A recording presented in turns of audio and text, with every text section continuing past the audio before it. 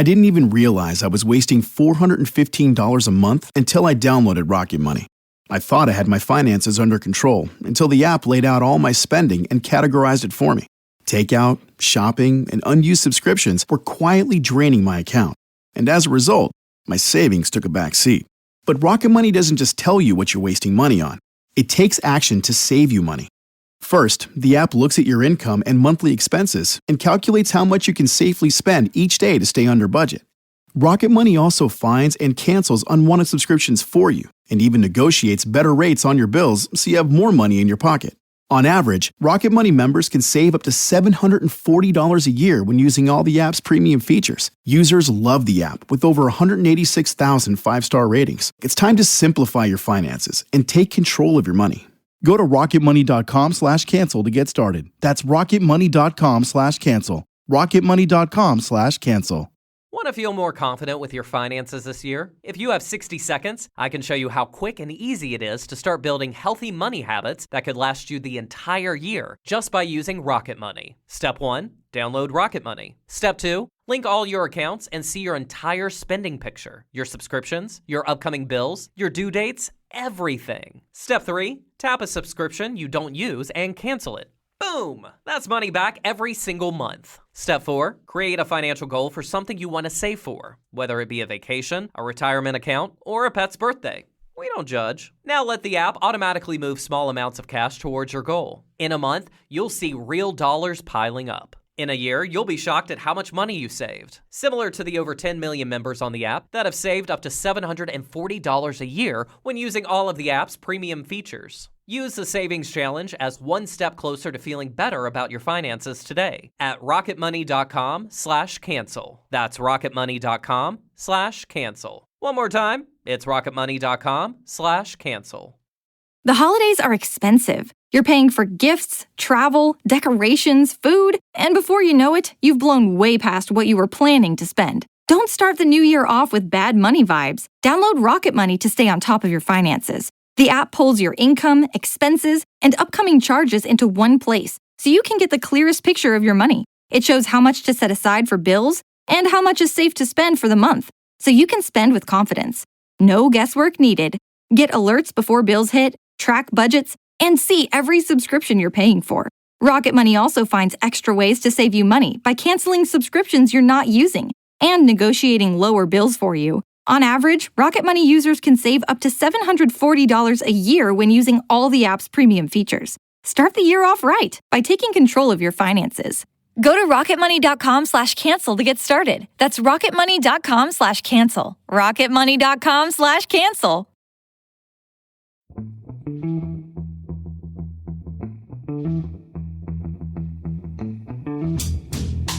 Hello and welcome to The Price of Football, the show that looks at the money behind the beautiful game with me, Kevin Day, and Liverpool University's Kieran Maguire.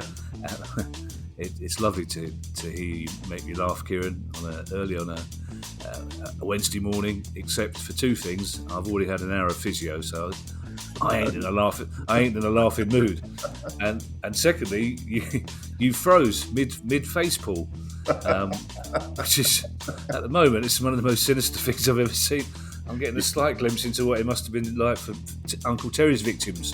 The last thing they ever saw, basically. How are you, Kieran? You're back up there in your beloved Northwest.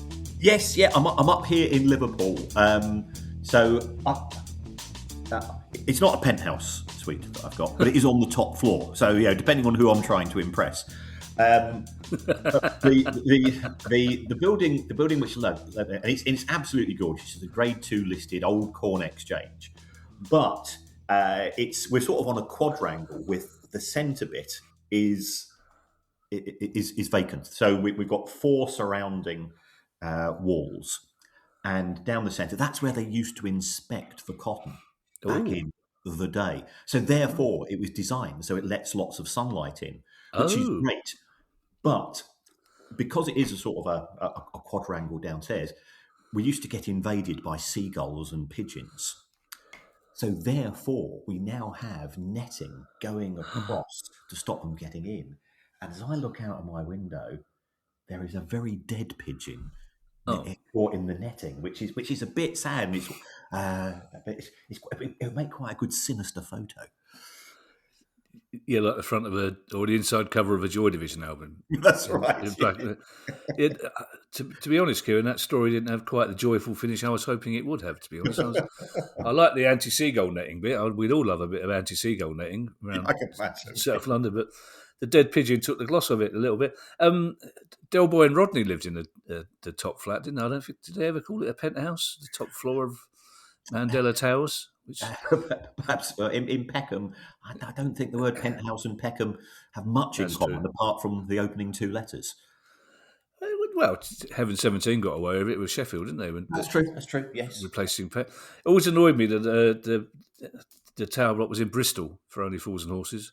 Oh, was it? Like, yeah, South London's full of them, but for some reason they decided to go and film it. I reckon cash changed hands, Kieran. I reckon the Mayor of Bristol. I think we're long enough past the event for me to be able to safely accuse the Mayor of Bristol for bugging John Sullivan some money to film it down there. It's Newsday, Kieran. We've got talking of Sheffield. We've got our first two stories are in Sheffield. One of which I don't think many people would have predicted. The first one, though, is further Sheffield Wednesday story. Yes, the administrators, Begbys, who are in charge of Sheffield 3 Limited, which is the company that owns the stadium, and Sheffield Wednesday Football Club, which runs the football club. And those two... Your phone hasn't frozen then? Well, for some weird reason, my phone comes through my laptop. Oh, so that was a bit bizarre. That was who's that? That was the Times. Was it? Oh, what's happened this morning? Something clearly has happened. But I went to quickly check to see that the Manchester City verdict's not out. Oh, good. Quick check. Can't see anything here. No. Okay. So yes, Sheffield Wednesday and the stadium were separated in order to allow Del Boy Chansiri, as we're on the theme of Fools and Horses, so we might just call him by what his real name should be, to make a bit of profit as far as the football club was concerned, and therefore satisfy the PSR rules. And this was going back about 4 years. So they have published their first report, and sort of the background information is intriguing. We won't get the report on the football club until the end of February, but at least this gives us some insight as to what's happening. There were quite a lot of interested parties, to such an extent that because they were being bombarded with tyre kickers, fantasists, lunatics, I've not mentioned the former owner of Watford here for reasons that anybody that's been to a live show will know. Yeah. But what has happened is that they said, you've got to give us proof of funds. You've got to show us that you got 50 million quid. And then we will send you the brochure. Yeah, and what you do as administrators is you put together effectively a bit like an estate agent. Yeah, this is a glossy brochure. This is potentially what you're buying, and so on. But as far as the report is concerned, I think we've already mentioned that there is a preferred bidder. Now, they clearly are taking this quite seriously because they have agreed to pay a non-refundable exclusivity fee. Right. We don't know the name. It's not been confirmed, but James Board has hinted that it's his consortium. Right. So that's where we are. They have not valued the stadium, but it did say, and I think this is a good thing, that there would be a joint sale of the assets of Sheffield 3, i.e. the stadium, along with the football club. And that's something I'm certainly keen on.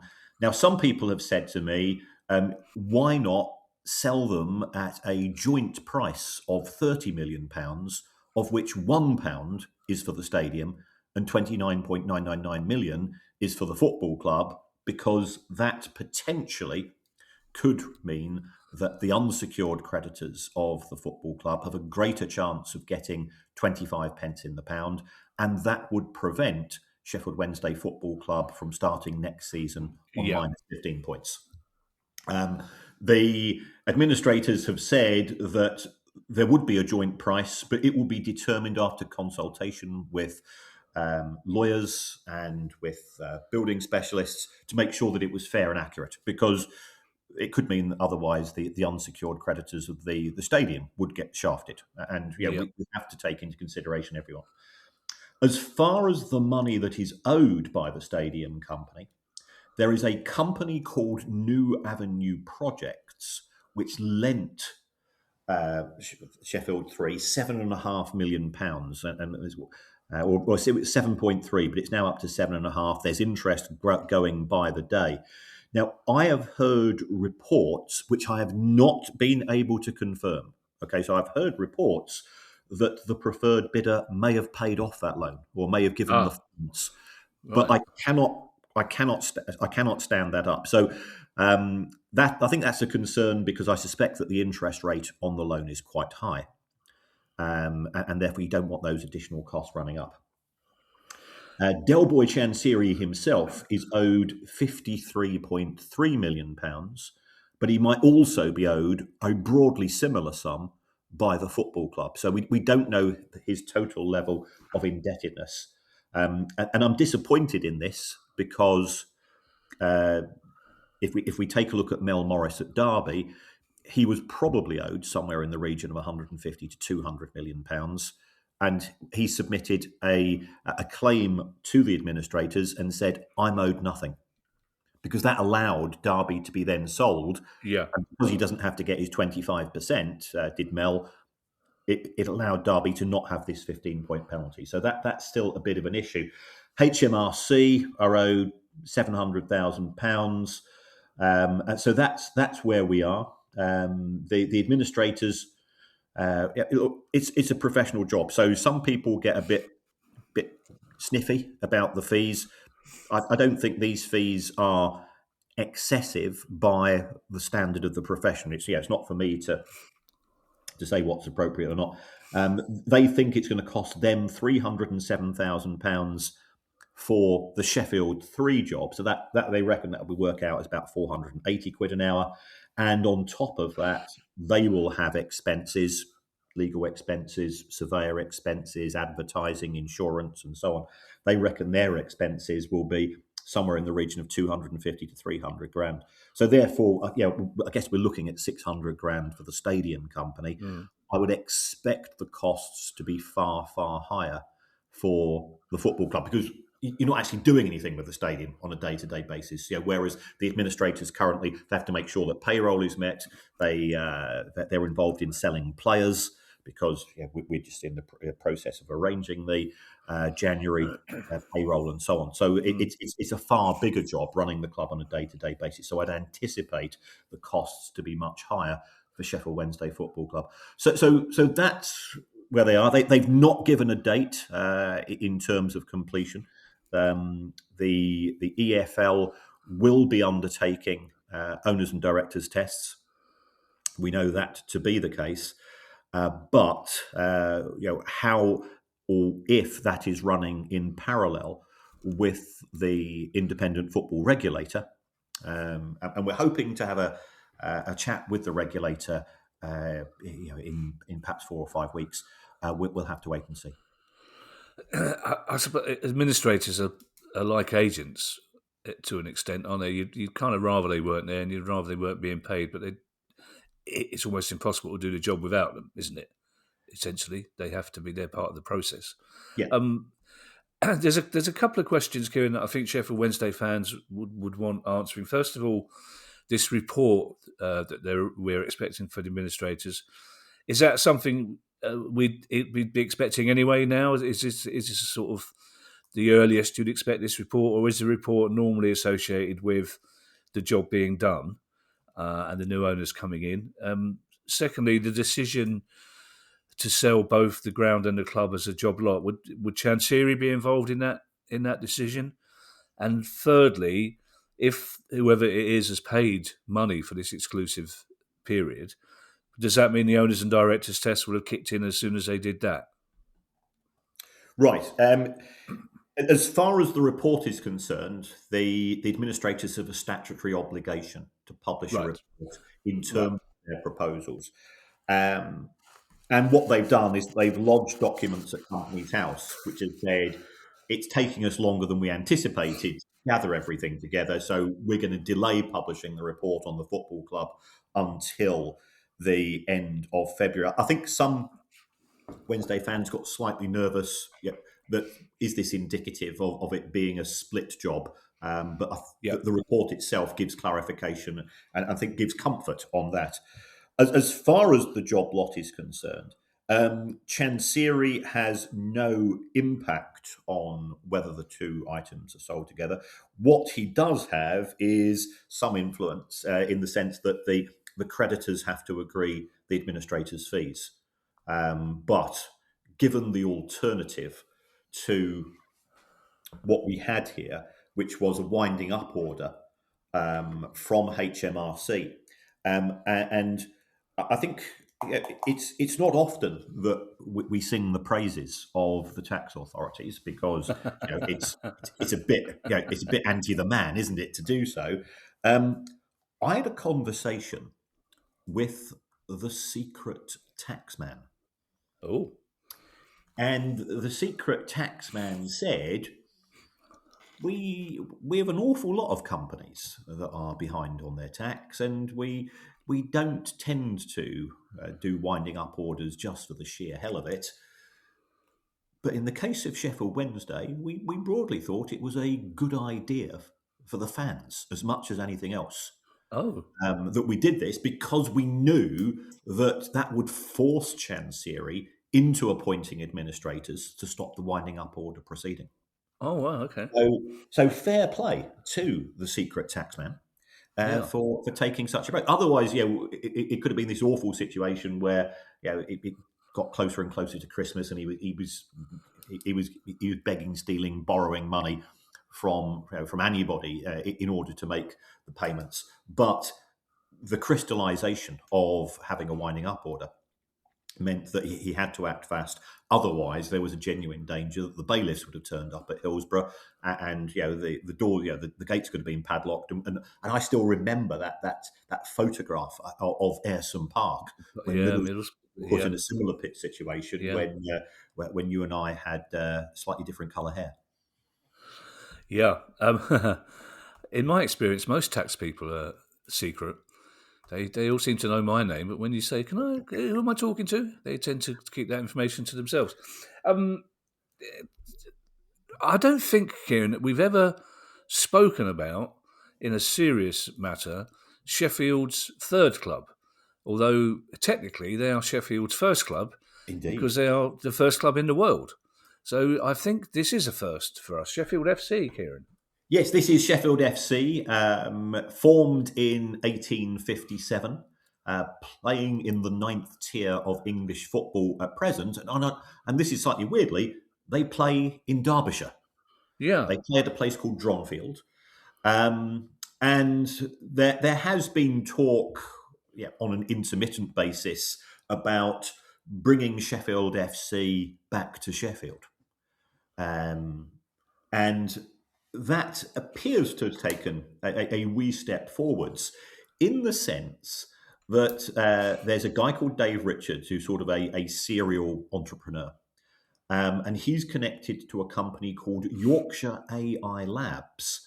Now, according to some sources, and I've spoken to our secret Qatari friend here, that they are supposed to be Qatari-backed and have billions of assets support. And I thought, well, that sounds fantastic. So I had a quick look at Yorkshire AI Labs accounts, and they might be worth billions, but they've only got assets of 12 grand in the balance sheet. So there appears to be a bit of an inconsistency there. But Dave Richards has fantastic plans. Ideally, bringing back Sheffield FC to Sheffield. Now, there was discussions about having a 5,000-seater stadium. relatively close to Dronfield, but now there's talk about trying to find somewhere in the city centre. And I think one or two sites have been identified with the aim of doing a bit of a mini-me in terms of what we've seen with Manchester City and the campus there. And I was at the Etihad, 3 weeks ago to watch a match. And I'd not been for a couple of seasons, and the amount of construction work there and the investment in that part of Manchester. I lived in Manchester for 40 years. It was always an area of noticeable social deprivation. So there has been progress there, and it's one of the things which I've always wondered. Why the owners of City, why they're not shouting about it. I think it's because they don't want to be seen to be shouting about it, but it is pretty impressive around there. So he's hoping to have some form of regeneration if this goes ahead. So now it's how successful it's going to be. I think they've had 2 offers rejected by the club itself, but we wait to see if further progress is made. Yeah, I think maybe they're trying to keep it going. They have done a fantastic job. There's no doubt about it around that campus even, and it has driven the local economy and it has brought jobs in. It's also making a lot of money for the Middle East, isn't it? Yes. A lot of the money is going elsewhere. Manchester City overall have cost them money, but yes, and the new arena that they've got there for gigs is absolutely fantastic. Yeah, it's like the middle of London. You can get food from all over the world now, except a cup of tea and a bacon sandwich. Yes. You're trying to get a cup of tea around Man City Stadium. It's a lot harder than it used to be 20 years ago. Sheffield FC, Kieran, I would have thought, when we talk about people buying Wrexham and people making documentaries, it's all about the narrative. When we spoke to the owner of Farnham Town FC, who says it's all about the narrative, especially when it comes to the American investment, I would have thought you're not getting a bigger narrative, are you, than investing in the world's oldest football club that's still playing football? Because, I mean, what a fantastic story that is for your Disneys or your Netflix. I mean, getting the world's oldest football club back into the world's oldest league, it would be an amazing achievement, wouldn't it? I mean, and that's a story I think every football fan would be interested in. I think they would. It's a horrible thing to say. I think you also need some form of something to hook it to, because the Wrexham story is very much driven by the 2 Hollywood actors. But perhaps getting somebody, if perhaps we've got Jarvis Cocker to narrate it. Yeah. Well, that sounded all right. That sounds like all. No. We'll get Jarvis Cocker to narrate it and Guy Garvey to do the music, and I'm sure I've told you about. I was in a room with them. It's like the Monty Python sketch. I think one of you lives in. Oh my God! We had to talk about that dead pigeon you mentioned. Guy Garvey would have had that to make strings for his mate's bass guitar. That's all we could afford. We had to make. One of you lives in a mansion in South London, and one of you lives in Paris. It's like, please.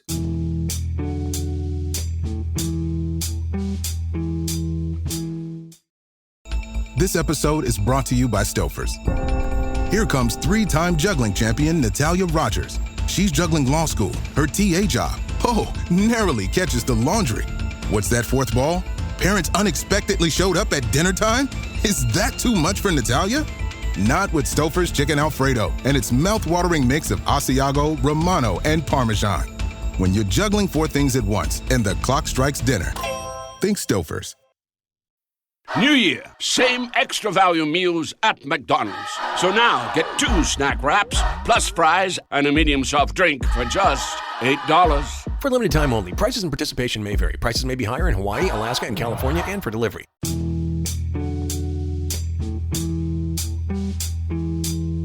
These next 2 stories, Kieran, may not on the face of it seem linked, but I think when we get to the second one, we will see why they're linked. And the first one is about, and I have to say, I wasn't even aware that this existed. I thought this was one of your Panini sticker type things. The Deloitte Football Money League. I mean, that sounds like you and Swiss Ramble would love that. That's the sort of fantasy football league that you would love, isn't it?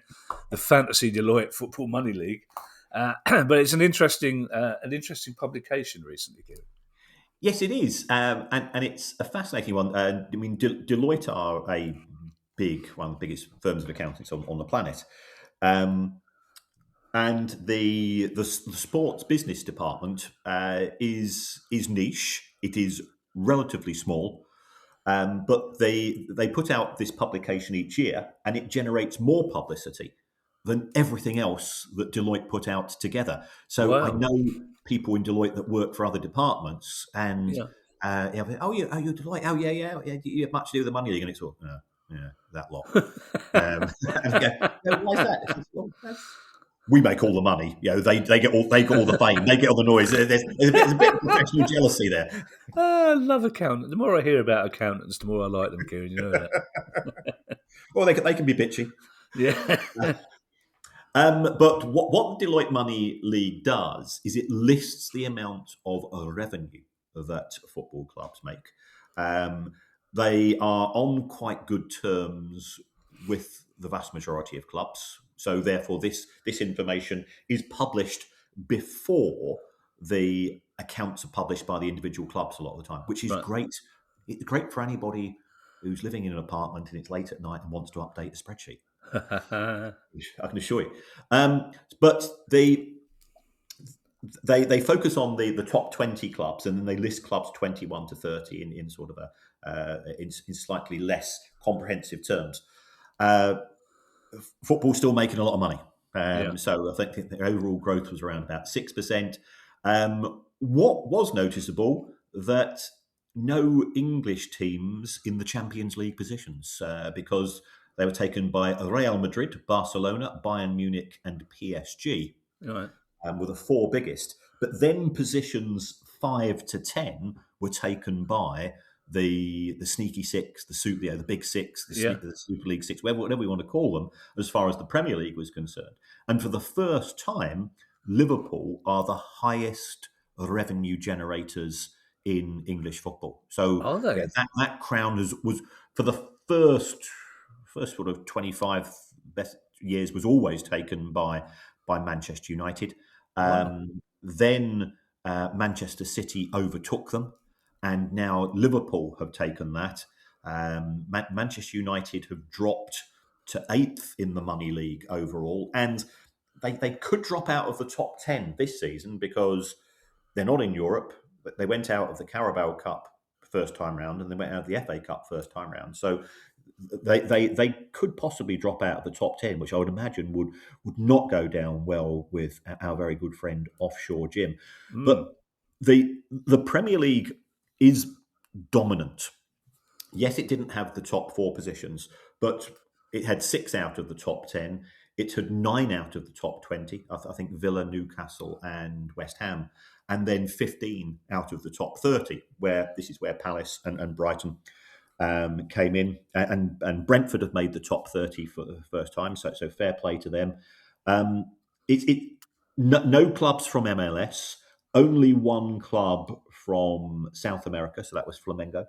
Wow. And nothing from the Saudi Pro League, which seems a bit strange because they've got the player with the highest wage in world football, in Cristiano Ronaldo. So that's where we are. Football is very good at bringing money in.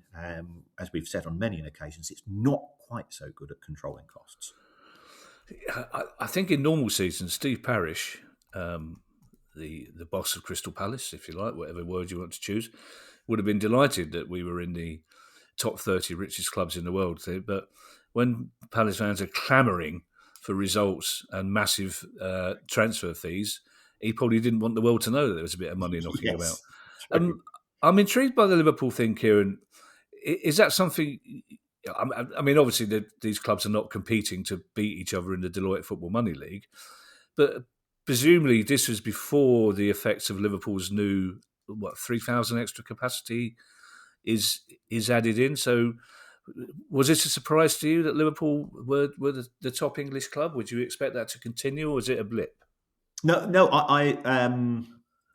Liverpool have done an awful lot of things incredibly smartly. Right. In John Henry, they've got somebody who if you ever in a room with John Henry, he's a very, very quiet bloke, very unassuming, but ridiculously attentive to detail. Right. So I think we probably did have a full capacity at Anfield last year for the full season. I think it was sort of half opened 18 months ago. So they did have the benefits of the extra capacity. Right. Okay. That certainly helped. They won the Premier League, which meant that they got a wee bit more money, but it's only about £3.5 million from the Premier League itself. Because remember, it's £3.5 million per place. They would have got bonuses from Standard Chartered, and they did okay in the Champions League, but they didn't do spectacularly well.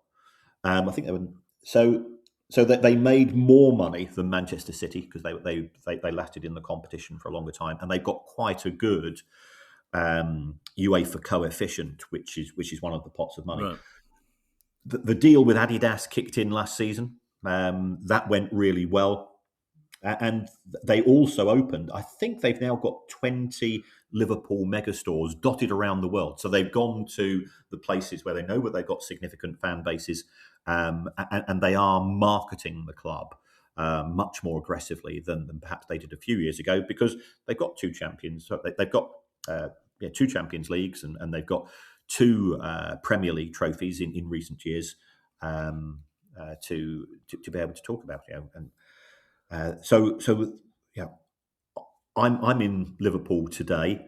I could have rented out my apartment tonight for a ridiculous amount of money because the hotels are overflowing. But I've got a spreadsheet to update, and I was planning a couple of hours playing on the Nintendo as well, so I turned that down. Oh, what have you got? You got a new game?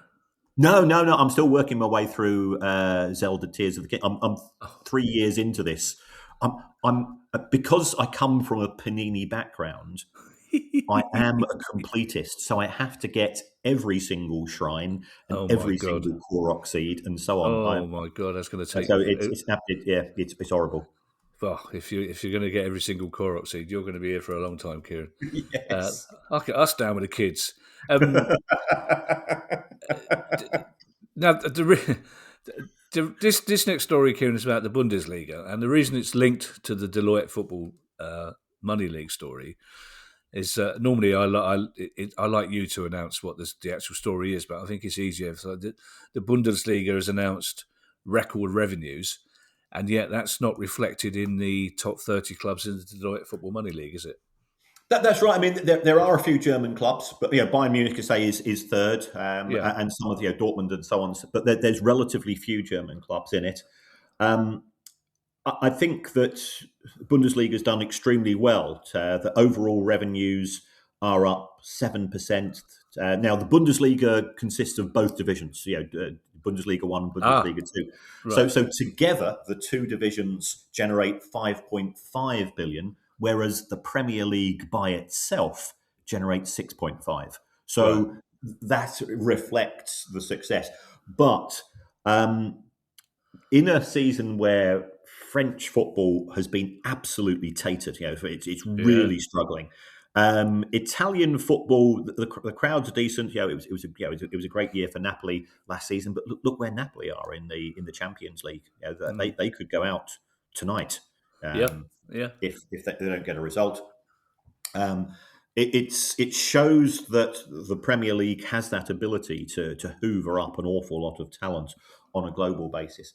But when it comes to German football, I think the way that German football culture is so embedded. Again, I think that German football and English football have an awful lot in common in terms of it is very much local identity. The fans do have a voice. They have a much bigger voice in German football than fans here in England are concerned. If English fans were as militant as German fans, we would be having fewer Monday night matches, to put it mildly. But with that ship sailed many years ago. But it's good to see that there is buoyancy in the German market, and I think that's due to the fact that most German fans are pretty happy with what they see, with the exception of Bayern Munich winning everything. Yeah, I'm on my own tonight for the first time since the accident, which is great. but I can't decide which game to watch. I really can't decide to watch which Champions League game to watch. I've planned a takeaway already. I might treat myself to a glass of wine, which is because I've been very good. But I literally don't know which.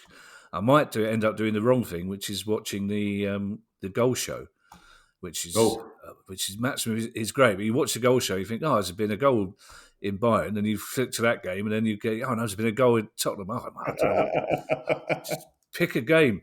It's like last night. I ended up watching Doncaster Orient, because it just gets too confusing watching. Ed came round and said, "What are you doing?" I said, "I'm watching League Two scores randomly come up on the screen." So now, Kieran, credit where credit is due. I think, because we've been talking about Hamilton Academical for a good 2 years now, Kieran, and recently, when it was, the new owner was announced, we said, look, if somebody from Hamilton wants to come on and talk to us, we'd only be too happy. And lo and behold, Rob Edwards, the new owner of Hamilton, got in touch and came and had a chat with you, Kieran, and this is what he had to say.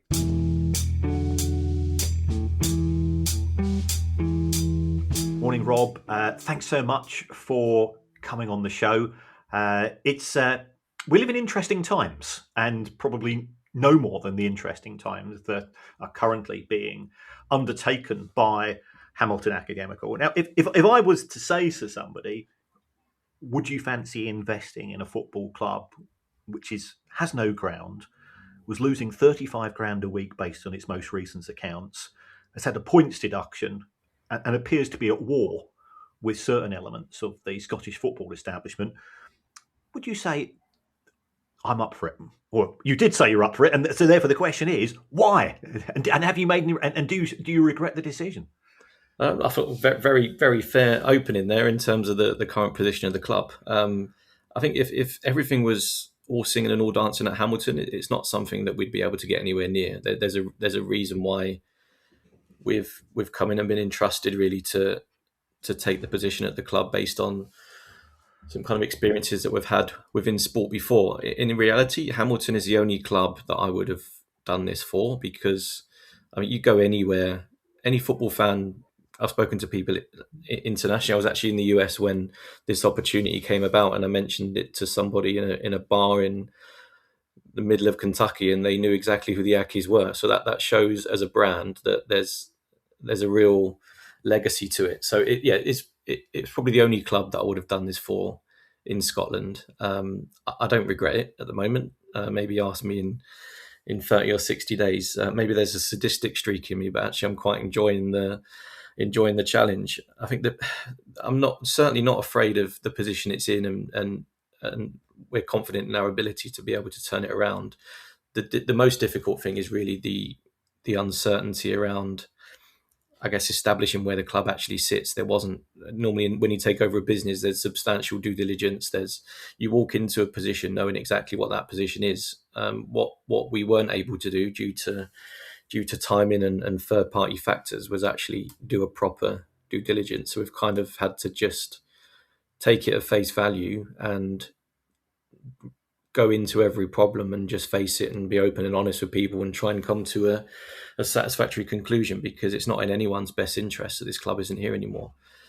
So it's just being completely open and transparent with everybody and trying to find solutions that suit all parties. So that's really what we're in at the moment. We've come in knowing loosely the situation. We knew the history of the club and what it's been through over recent times.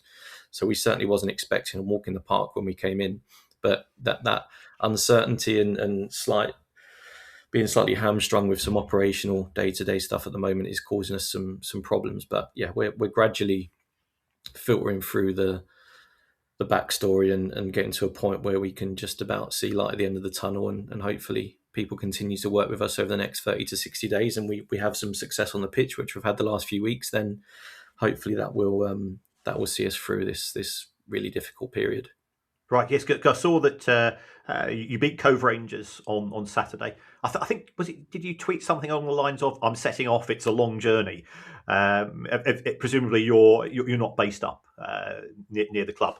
No, I'm based in London. I've found a bit of a niche for distressed legacy assets nowhere near my house. So when I go to Haverfordwest at a home game, it's a 7 a.m. start. Hamilton was obviously a 6 a.m. start, and OVW is about 8 hours on a plane. So I'm not afraid of a long distance home game. But it was great to be up there. The first time we'd obviously seen a game. The away game at Peterhead was just a stretch too far for me. So the chairman went, who's a local to Hamilton. He went up and represented the club last week. But it was great to be at our temporary home stadium. We'll see where that goes over the next few months, but at the moment it's our home stadium. It was nice to have a great fan numbers there. They were loud and proud through the game, and the team didn't let them down, particularly on the second half. So it was a very worthwhile visit, a nice weekend just to get the feel for what a match day could be like, and it was a great atmosphere. Good, because that's why we're all in love with the game, for what happens on the pitch. That's good to hear. When you first became involved with the club, you quoted, and I'm picking this up here from the BBC, that there was still a risk of insolvency. Has that risk increased or decreased over the course of the last 2 to 3 weeks since you've become involved?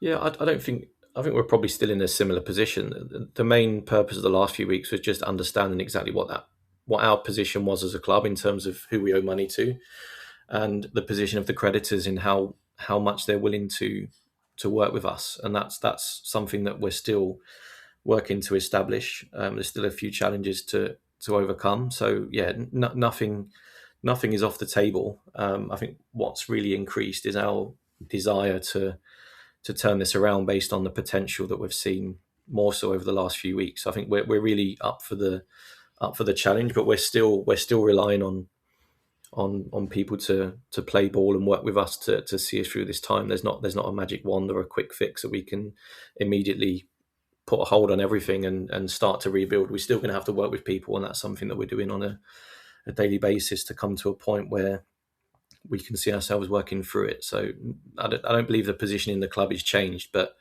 we've just really seen, I guess, the passion of the fan base, the number of people that really want this club to survive and thrive have come out of the woodwork and made themselves very vocal, and that fires us up to make sure that we can see it through, because I believe the opportunity is bigger than we thought it would be 3 or 4 weeks ago. But in terms of the current position, we're still in a very precarious place at the moment. Okay, I mean, with that in mind, I've got to refer to the club website. Is it fair for me to assume that it is Funding Globe who are effectively cyber squatting in terms of their debenture and the powers that gives to them, and what is the relationship with Funding Globe? I think for people not familiar, from what I understand, that they lent the club money in order to pay the wages. So I think that was possibly for December. I mean, if you could confirm that the January wages position, if anybody's listening, I'm sure that will put their minds at rest as well. So are Funding Globe and Johnny Towers, is that one of the parties that you just referred to in terms of trying to get that working relationship going? Yeah, so it's been pretty vocal in the press about that relationship. They were brought in to pay November's wages, actually, by the previous director.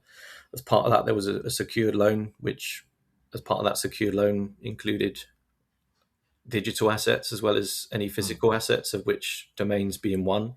And they took that position to post that on the website. We immediately, well, not immediately, I think it was important we took stock of that move, and we're very clear and concise with our response. We didn't want to rush into anything that was necessarily going to create the opposite than just trying to be clear on our positions. I think we took our time and took some advice to relay that message, in that we believe the club is a going concern. There is no reason for an immediate insolvency action, and we're working with legal advisors to establish the surroundings of that agreement and what that means for both parties. So that's something that we've been looking at from a legal point of view, and we've remained in discussion with Funding Globe, and it's something that we want to end in a positive way for both sides, because, as I said, it's in no one's interest that this club goes into insolvency. They're a loan provider. They want repayment of the loan. We're football club operators. We want to operate a football club. So the sooner that we can come to that arrangement, the better. And you said there that you are football club operators. I mean, that to me implies that there is a potential exit route at some point in time. Do you have sort of a vision in terms of how you see your relationship with Hamilton Academical is going over sort of short, medium, long term? Yeah, the short term is purely just to recover the football club and get it to a solid position with a clear business plan of how we're going to create a sustainable football club going forward. We know that any football club needs to be built on a revenue-based growth, not purely for investment. Hamilton has huge revenue potential based on figures from 3-4 years ago, and the demographic, the market, the fan base. There's a huge opportunity to create significant revenue within the club.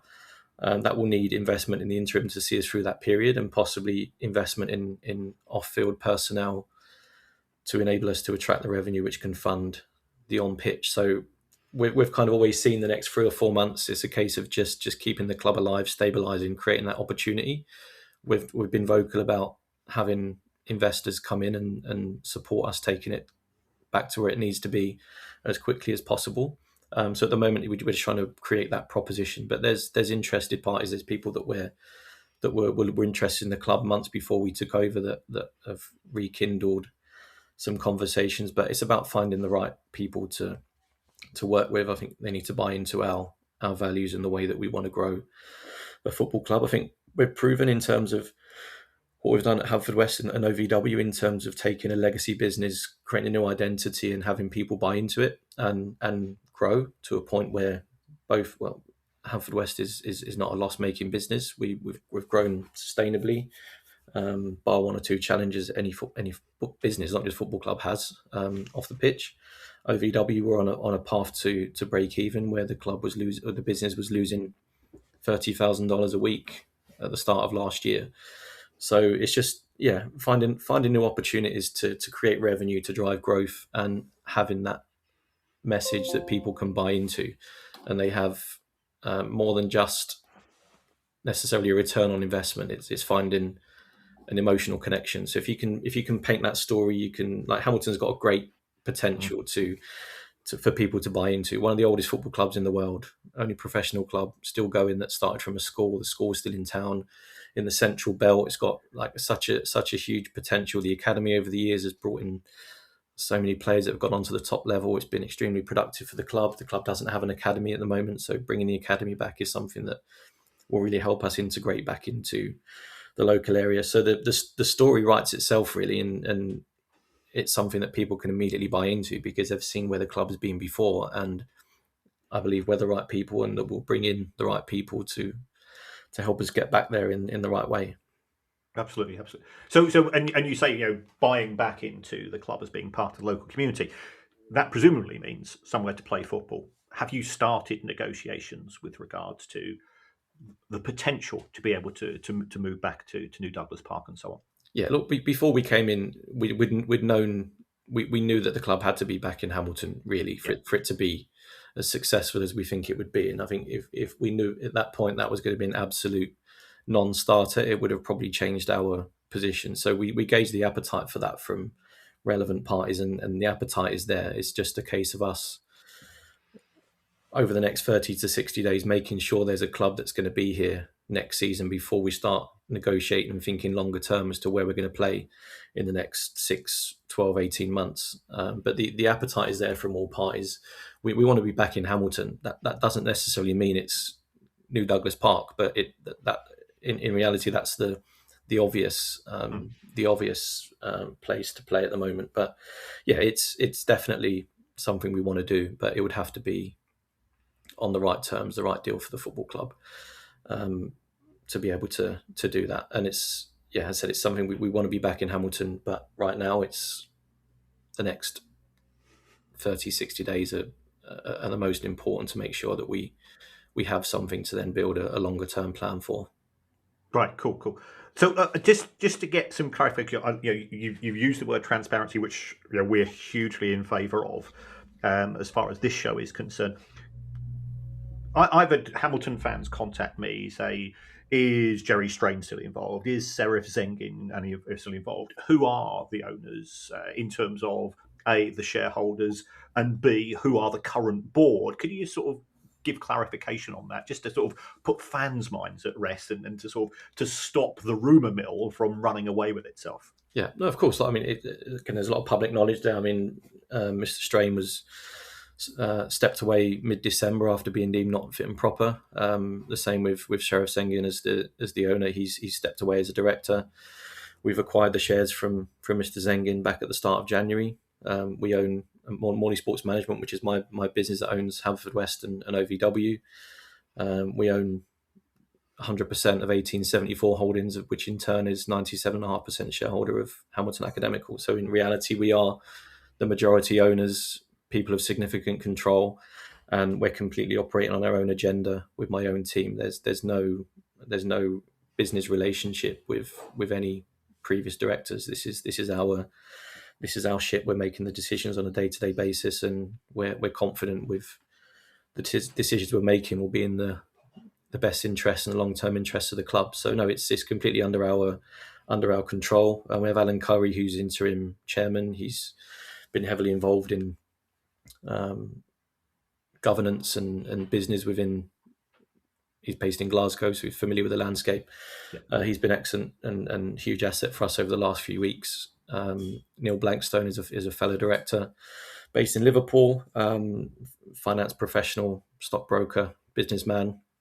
So between us, we've got a good grounding of businesses and its challenges. Us particularly within sport. So me and my team I work with at MSM, where we're experienced in this space. And yeah, the idea, as I said, is to be open to investment and individuals that want to see Hamilton thrive, and that's something that we'll have discussions with over the next few months in terms of how we formalise a board long term. But at the moment, I'm really happy with the people that we've got around us, and we're all on the same page and just trying to impact as quickly as we can. Okay, that's brilliant. Just sort of final couple of questions. You said you're on the lookout for investors. This show, rightly or wrongly, goes out to about 150 different countries around the world. We've got a niche audience. If somebody is listening who's saying, we have always been thinking about investing, because of the popularity, we've seen what's happened at Wrexham and so on. There's certainly a lot of US interest. How can they get hold of you? Because clearly they can't do it via the website. We have a new website. We managed to transfer something over fairly quickly. So yeah, the -akis.com is the current website. I would definitely recommend reaching out through social channels. And we'll be very happy to have a conversation with anybody at this stage. Cool. And just one final question, Rob. Message for the fans.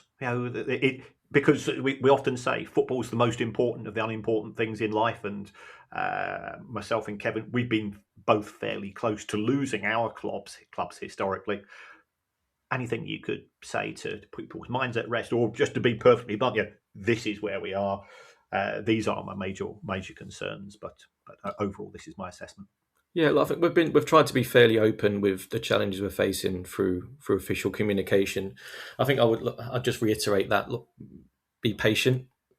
This is not a quick turnaround. Stability is really important, which I think we can get over the next few months. But there's a long way to go to get to a point where the club is debt free and sustainable. We can see it, but there's a long way to go. We've had to make difficult decisions on the pitch, and that there may be a few more that need to be made to get to a point where we can see this through. But yeah, look, patience is something that we really need. You can see on Saturday that so many have got behind the team. Huge attendance based on previous numbers, and they sang throughout the game, and I think they really appreciated both sides. I think the players could see the appreciation for the fans coming back, and the fans can see the appreciation for the players in terms of the effort, and the manager as well, the effort they've put in through the times that they've been in. So yeah, we're completely committed and up for the challenge, but it's going to take us some time. I guess the main thing is listen to club communication. There's a lot of noise, chatter.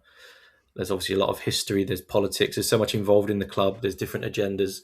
Just listen to us. We're going to be open and transparent as much as we can. So I would take that advice in that as and when fans, those associated with the club, need to hear information, then they'll hear it from us. Okay. Is it going to be a book and a film? 100%. Brilliant. 100%. I hope Chris Pratt or Matt Damon plays me. Fantastic. Rob, thanks so very much for your time, and all the best for the Ackies for the remainder of the season. And we wish you all the best. That was a pleasure. Thank you.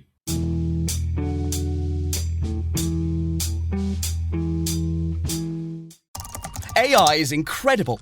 It can teach you how to fry an egg and even write a poem, pirate style.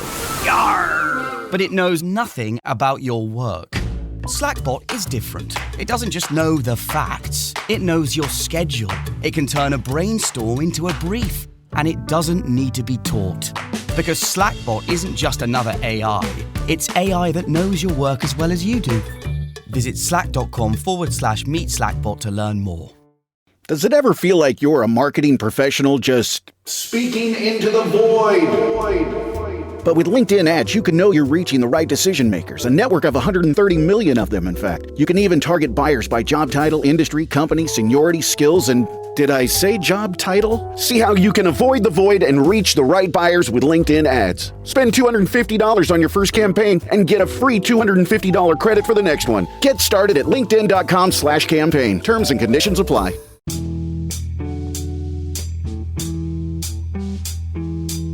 He sounds like a sensible, safe pair of hands, Kieran.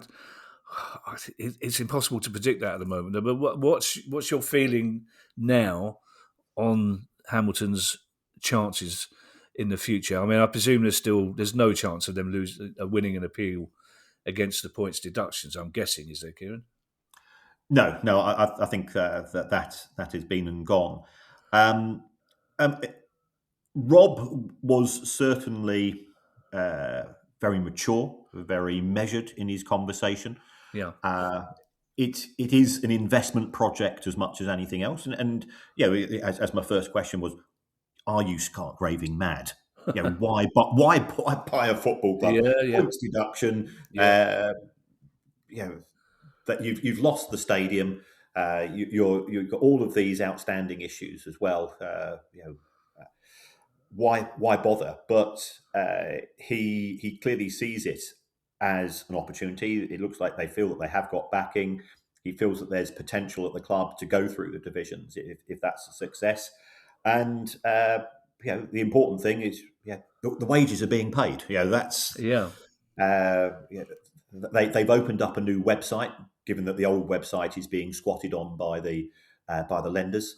And as he said, sometimes you have to get on with people because whether you agree with what they do or not, we want to move the club forward. So it struck me as a very professional approach. He's not Scottish. You'd be able to tell that from his, you can tell from his accent and so on. But he certainly seems very enthusiastic and does have a strategy and a plan going forwards. The fact that he said had Hamilton Academicals not been in this amount of trouble, we wouldn't have gone ahead with the deal. Right. Is indicative that it would have been outpriced if it was a normally run football club, but it's not. Looking at Hamilton from afar, Kieran, strategy and plan seems to be a good step in the right direction, whatever that strategy and plan is, because they've not had it seems, recently. The thing with Scottish football as well, Kieran, which is where it strikes me that he does have a point, is Hearts maybe will change that narrative this season. I hate using that word narrative. Same as roller coaster. I was just how bored I was. And I was watching a bit of skiing. I love watching skiing on a Sunday morning for the scenery. Right? And you just think of all the commentators in the world who shouldn't be using the word roller coaster. It's skiing commentators. It's just, but Hearts may change that narrative. But a team like Hamilton will never win the Scottish Premier League, but they can get in it. You do see some small teams getting into the Scottish Premier League and staying there. It's perfectly possible that Hamilton could be a resident in the Scottish Championship. So this is not a completely unlikely scenario, as it would be if they were an English League Two club, anything other than League One possibly would be very unlikely unless you've got massive American investment. But in Scotland, it's perfectly doable, isn't it? It is, and if you get into the Premiership, then you get the benefits of having the big clubs come to visit you once a year. And I think there's a new market from an investment point of view. The paradox of Scottish football is, whilst somebody far more knowledgeable than the subject said to me, if you look at Scotland, what you've got to think is that a third of the country supports Celtic, a third of the country supports Rangers, and a third of the country supports everybody else between them. A successful Celtic and Rangers improves the overall Scottish coefficient, which increases the chances of participation in the Europa Conference and the Europa League for finishing third or winning a cup potentially. And that can be very lucrative. So we do have a slightly new scenario in Scottish football whereby, from an investment point of view, get to the Premiership, get to that top half, and you can actually break even and make a wee profit and become more desirable. And that's, again, is part of the reason why we're seeing so much American investment in Scotland. Yeah, if German football is having a successful, safe season, you can't really say the same about Turkish football, Kieran. It's been quite a volatile season news-wise off the pitch. And this story from Besiktas is another strange one. Yes, this is Tammy Abrahams, but this is more to do with the intricacies of contract negotiations. Besiktas had a loan agreement in respect of Tammy Abrahams, who when he initially went to Italy, he was absolutely fantastic, and then he did his ACL in and it slowed down. And they had an option to buy. Aston Villa wanted to sign Tammy Abrahams, but effectively Besiktas had first refusal on the deal. Now, with an option to buy, the price is locked into the deal. So what has happened is that they've taken up their option and they've bought Tammy Abrahams for 11 million. And then they've immediately sold him to Villa for 18 and pocketed a profit of £7 million for a player which they owned for a minute. So it's a successful deal. Now, Tammy Abrahams wants to come back to English football. I think he's got 2 young kids. But also, let's be honest, Kevin, who's England's second striker in the World Cup? Yeah. So, if he comes back, Villa have been brilliant this season. If he comes back and he delivers, he's still only 28. He was a young player when he left Chelsea. Then you could see him, Harry Kane, and I know this is not a football show. Harry Kane is an absolutely brilliant footballer who gets no credit for how good he is. Yeah. Because A, he just does it week in, week out, and B, he's Harry Kane. He's not glamorous. He's just a fantastic all-round bloke. So who's going to be the England second striker? That is an opportunity, and you're more likely to be seen by Tommy Tuchel in the Premier League than in the Super League in Turkey. Tommy and Tammy. Isn't it funny? Just changing Thomas Tuchel's name slightly to Tommy Tuchel makes him more approachable already. He should go for that, shouldn't he? Because he can be quite stern. Just if he just says, "Oh, it's Tommy Tuchel's here." Hey, Tommy, lovely. I'd think Danny. I hate to say this, but Danny Welbeck, is Danny Welbeck injured? I don't. No. I'd put him in England. I mean, he's a natural striker. I mean, he's a natural striker. He's happy to be part of the squad for the World Cup, and he is a fantastic team man. So I'm biased, but there's a lot of love, and also one of the things I love about Danny Welbeck is that when we go to Arsenal and to Manchester United, everybody loves him. Some players go back and it's something ridiculous and so on. There's none of that with Danny Welbeck. He's universally liked because he's a good guy. Yeah. Now it seems, Kieran, in the last year that Newcastle United have a decision to make about their ground. There are people that very much want them to stay where they are at St James's Park. There are people who say they need a new out-of-city centre ground in order to get to the top of that Deloitte money spending league if they want. But the training ground is in the news this week. Yes, I think there's been a lot of frustration from Newcastle fans and perhaps a wee bit of impatience as well. And I think, the nature of fans is that we are impatient, and we're also we can be guilty of paranoia. I mean, the fact that Arsenal were booed off at the weekend when they lost to Manchester United. That's one defeat in 31 games. Manchester United scored 2 superb goals. I know. And it was a cracking game of football all round. So why are you booing them off? That's bonkers. But I think Newcastle fans have been frustrated by, first of all, PSR issues on the pitch, and secondly, they'd hoped that something would have taken place a wee bit faster. But the good news is that they have now confirmed. They have now confirmed their position with regards to their training facilities. They're going to spend around about £200 million on this. There's still no announcement in terms of the stadium, but I think this is a really smart move, because Newcastle's chief executive has said that he wants the club to be on a par with the elite by the end of this decade. That's an ambitious aim. If you want to be at the top of the league, then you've got to be able to sign the best players. And if you're going to be signing the best players, you've got to be offering them the best day-to-day facilities. So I think this is a logical step. And yes, it's a lot of money, but it's exempt from PSR because it's infrastructure, and PSR is being scrapped at the end of this season anyway. So it becomes less of an issue. So I think it's a step forward. I'm sure it will be welcomed, certainly by the people who work at the club, and it's one of those things that you don't see as a fan, but Newcastle fans are savvy enough to realise that as part of the growth and the strategy aims of the club, this is certainly a step in the right direction.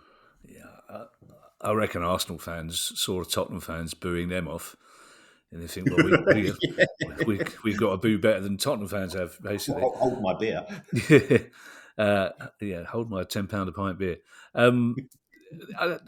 I don't know, Kieran, whether I believe in karma or not, but every now and again a story comes along, and this one about former Charlton Athletic owner Thomas Sandgaard, who twice agreed to interview us, and twice left us waiting for about an hour and a half.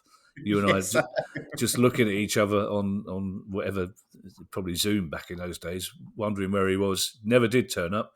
And I'm not saying this is karma, Kieran, but you can take over from here.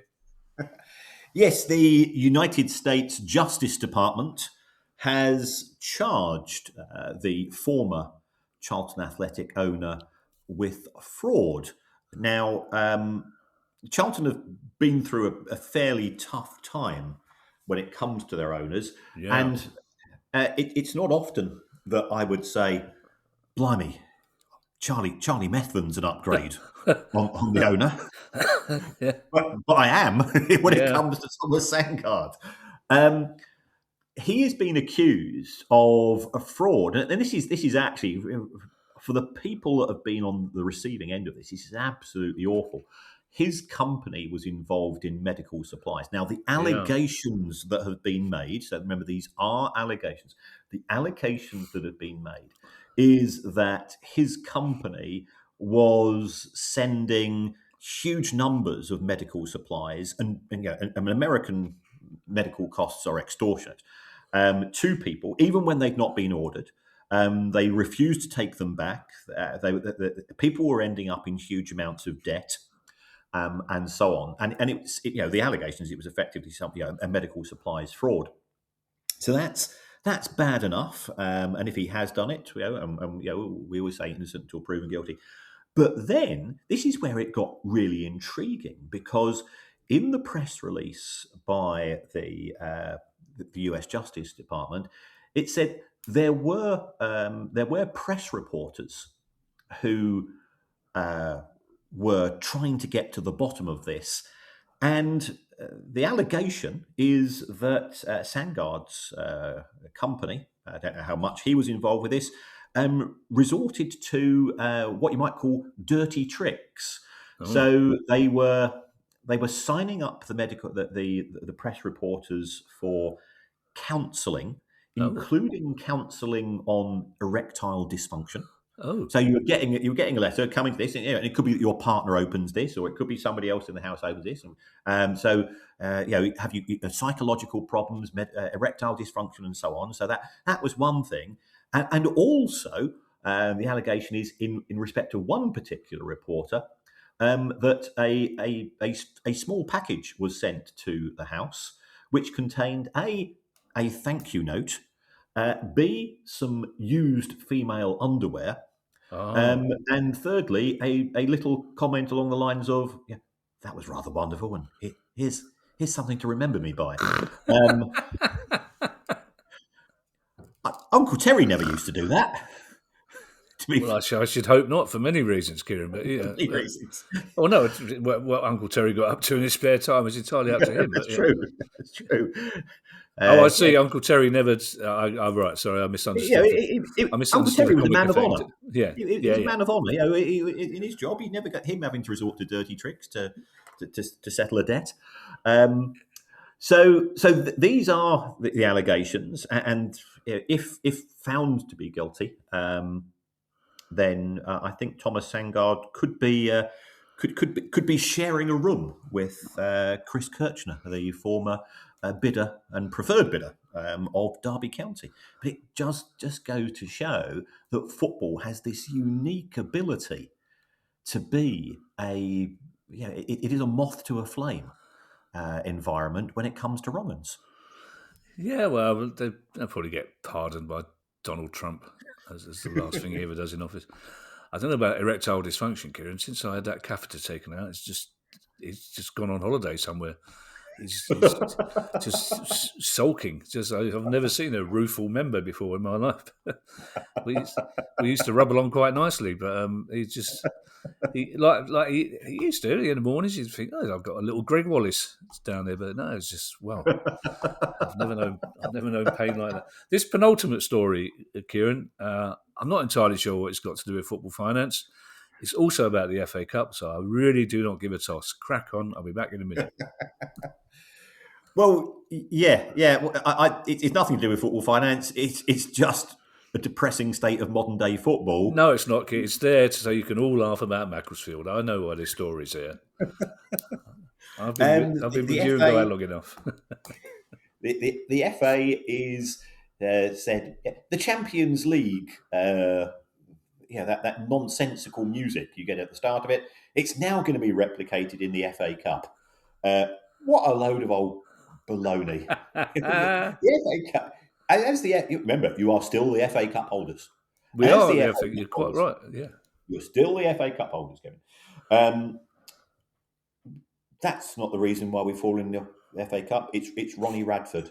Yeah. That's what we've been grown up on. So, the FA, which has done absolutely nothing.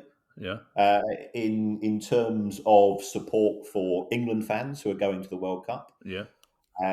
Did absolutely nothing for Qatar in 2022 or Russia in 2018 for England fans, has now decided that its focus is going to be on a theme tune. And the price of Football Inc. that's going to cost money. You think they had better things to spend their money on?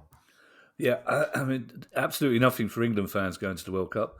Less than that for disabled English fans going to the World Cup. Oh yeah, and as you say, they will be spending a fortune. But they'll have a short list of about 12 different contenders, and eventually they'll go for one that they think young people want and young people have. As it happens, Kieran, the Champions League anthem does have a link to this podcast because oh really? Yes, our live producer Julian, it was his best mate. Came up with the Champions League anthem. And it's, I hope Julian's not listening to this because it's one of those where you have to, Julian's all pleased about that. And you go, that's great, that's really good. And as soon as Julian goes to the bar, you go, what a terrible tune that is. I can't tell Julian because he's his best mate. Our final story, Kieran.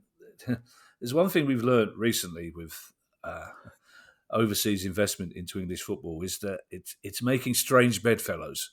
Kieran. Yes. It's making very strange bedfellows. And this last story illustrates that perfectly.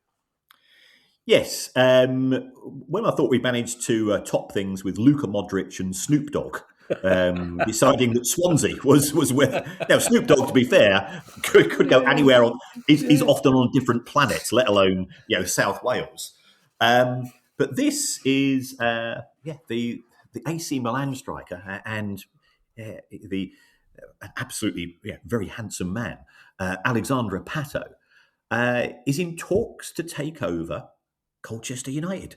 Has he been to Essex before?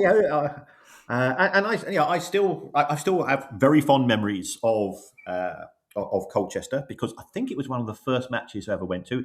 And whilst this probably today would have got my parents locked up, I liked football, but my dad didn't. So when Colchester United drew Leeds United in the FA Cup, which I think was 71. Yeah, 71, 72. My mum gave me the train fare. I got on my bicycle, got the train from Chelmsford, where we lived, to Colchester, and watched again one of the great FA Cup. A guy called Ray Crawford was on fire that day, and Colchester United beat the mighty, and they were the mighty Leeds United. In those days, 3-2, and it's still one of those things which you sort of puts hairs at the back of your neck. That is what the FA Cup's all about. So I've always had a bit of a fondness for Colchester on the back of that. But they have been losing money, and when people say to me, who are the clubs that lose money in each division? When I say Colchester United, and they've lost £42 million. Wow. Under owner Robbie Cowling, who just puts in the money that's needed each month for the last God knows how many years. But I know he's been looking for an exit route. So I suspect that Alexandra Pato is going to be front of house here rather than the person putting the money into the deal. But it does show that sort of the use of celebrity, be it Hollywood or be it football related or be it entertainment related, the likes of Snoop Dogg, is a greater and greater element of football deals. Yeah, the Colchester manager put dining room chairs around the edge of the pitch, which they said was like extra capacity. So they sold these dining room chairs, but in reality, it was to stop Leeds getting wide down so it was hemming in the pitch. Alan Clark, it turned out, had a temperature of 105 degrees when they got back to Leeds. Don Revie wouldn't even let the Leeds players get changed. They went on a coach in their kit. That's how angry he was. I made Snoop Dogg a cup of tea once. Did you? I did, yeah. Earl Grey. And I was just like, he said, "This is a lovely cup of Earl Grey." So I just put the tea bag in and poured some hot water on it, mate. Really, can't really in that classic British way. Somebody gives you a tiny bit of credit for something. It's not just. It's not much. I should have had a proper cup of tea. That would have been like Slash did. Don't forget, you can now. I think you've got a book to be written here. I intend to announce that I'm going to write it, just so various TV producers pay me enough money not to. I've often slightly worried. If ever the accident I had was entirely my own fault, but if ever I'm knocked down by a car near BBC TV Centre, Kieran, I'm going to leave you a note because that'll be why. I can bring people down. And the fact that I'd go down with them is neither here nor there. But don't forget, you can now join our Price of Football Club, where you'll get ad-free listening, access to our full back catalogue, bonus episodes, Zoom quiz invites, and more. Just go to priceoffootball.com and click on Join the Club to sign up today. I believe we have one of our Zoom nights imminent, Kieran, next week, I believe. Yes, we do. Yes. Do, yeah. If you have a question you'd like answered on our regular Tuesday Questions Pod, email us at questions@priceoffootball.com. Don't forget you can follow us on Twitter and YouTube. And if you'd like to buy our book, you can find details on that very same website, priceoffootball.com. We'll be back on Tuesday with our next Questions Pod. In the meantime, I shall hand you over to Mr. Kieran Maguire for his customary farewell. Thank you, as always, members of the club, non-members of everybody else that listens. We really appreciate all the interactions. And I've got a couple of confessions to make.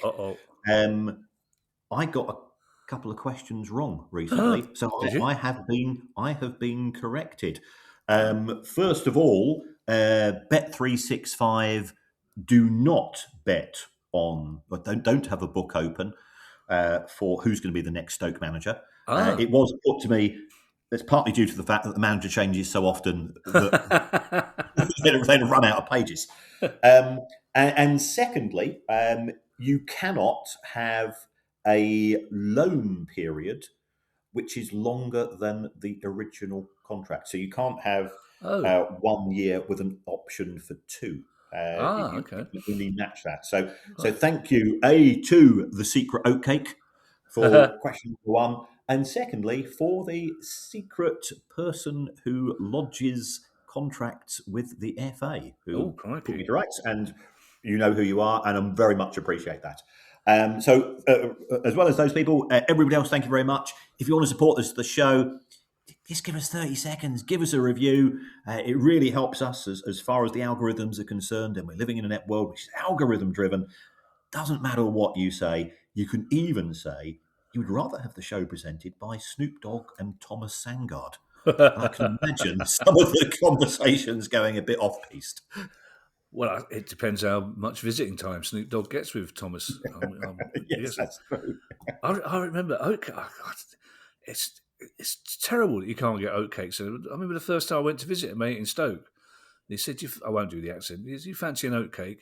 You know, yeah. And he knocked on someone's window, and the window opened up, and these oatcakes came out. They're brilliant.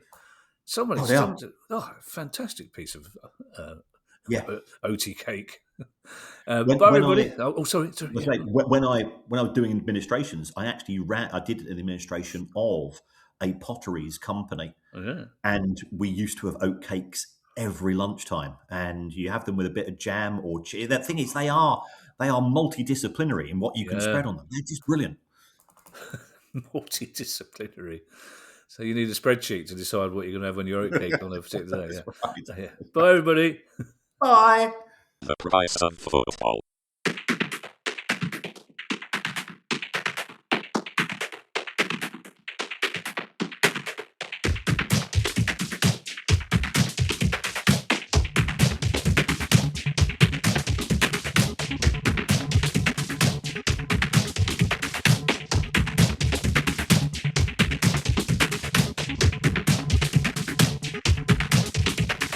The price of football.